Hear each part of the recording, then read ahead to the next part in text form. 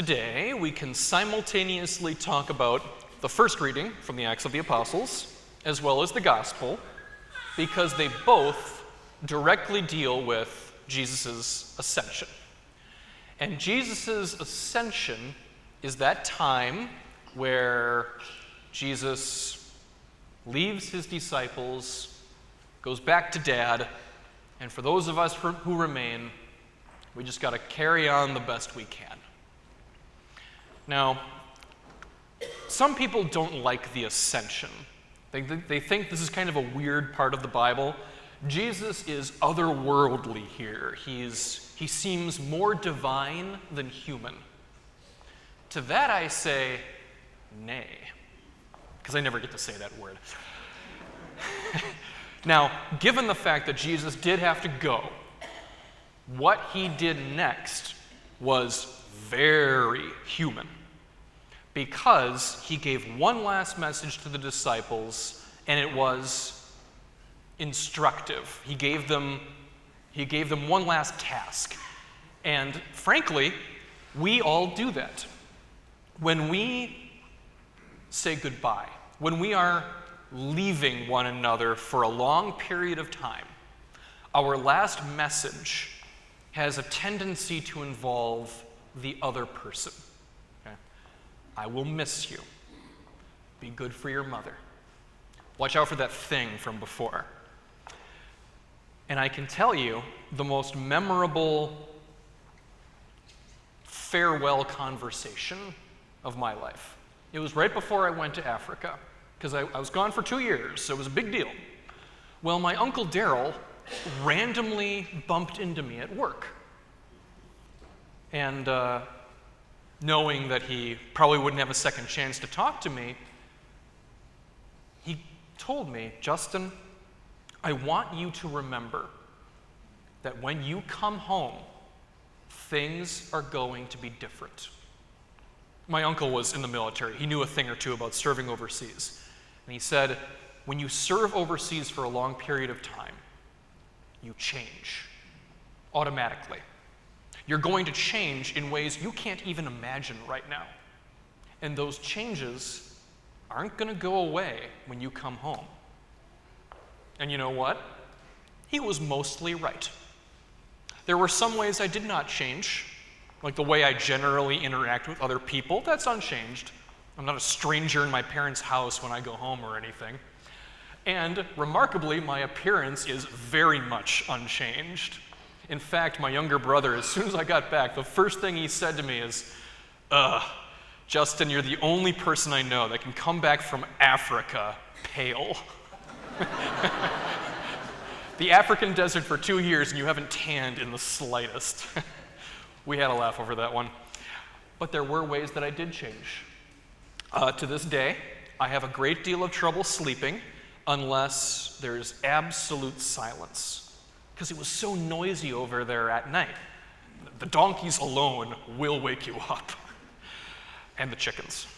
And another thing is, I am very sensitive. I have a very low tolerance for harassment and unwanted attention, because for 2 years, I was an outsider, and everyone in the village had every right to gawk at me whenever they wanted. Here I am. I've been home for 8 years now, and that still has an effect on me. Somehow, my Uncle Daryl knew that those sorts of challenges would be part of my experience. And okay, he didn't know exactly what was coming, but he knew that change was on the horizon for me. And he wanted to warn me appropriately while he had the chance. I'm grateful for that. And I don't think I'll ever forget that 3-minute conversation with him. Goodbyes have that effect on us. If you want a pop culture reference, how about we go with Forrest Gump for today? And by the way, I am not doing the voices. My southern accent is so bad I will offend all of you. So I'm not even going to try.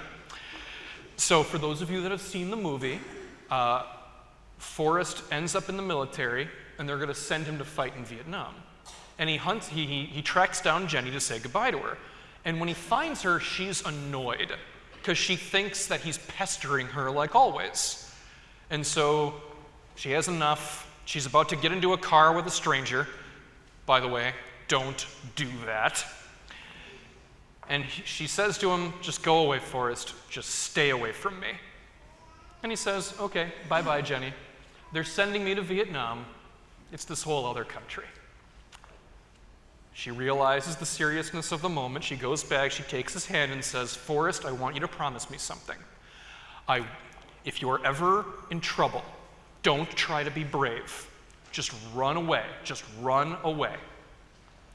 Forrest agreed, and she went back to the car, and Forrest says, I'll write you all the time. And Jenny doesn't say anything else. She just gets in the car and leaves because she had nothing else to say. All that she had was that little nugget of advice that she gave him with the hope that it would somehow help him get back safe. Is that so different from what Jesus is doing today in the Acts of the Apostles? Lord, are you going to restore the kingdom of Israel? It's not for you to know such things, but you will receive the power of the Holy Spirit to be my witnesses to the ends of the earth. Like Jenny in that scene from Forrest Gump, Jesus just gives them one last bit of instruction to help them on their way. And like that, he was gone. One last instruction, go forth and be living testaments to the gospel in the world.